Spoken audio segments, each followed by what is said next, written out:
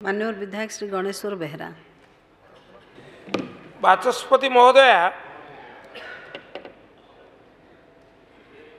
ये प्रसंग आज उठिला कहीं जितेबले नुआ सरकार आसिला निर्वाचित हो गोटे घोषणा करागला जे बंद होइतिबा स्कूल गुडी को खोली दिया जिवो।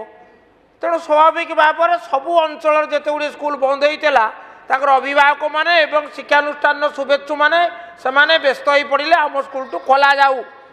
तेणु बर्तमान एटा मौलिक कथा बुझा दरकार जे आपण को घोषणा ही लोक उत्साहित करिछि। तेबे घोषणा को मु स्वागत करुछि, किंतु मोर निवेदन हब मान्यवर मंत्री को आपण कहते जिला स्तरीय कमिटी जांच करिवो, तापर राज्य स्तरीय कमिटी के आसिले निष्पत्ति निया जिवो तार जहाँ निर्धारित नियम अनुसार।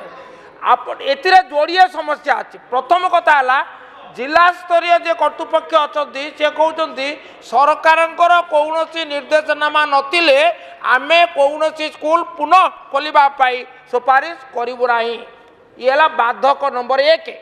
तापर द्वितीय कथा है जे साधारण लोक दरखास्त देवे से जानवे केमिति सरकार को तरफ गोटे घोषणा करेंगे कि जे जोटी पिला संख्या वर्तमान संभव सेठी समाने दरखास्त सरकार को कले सरकार विचार करेंगे। यही जोड़िए कथा को विचार को नहीं उदारतार सह पिला मानू जो निष्पत्ति होता समस्या उपजी समाधान करने विचार करेंगे कि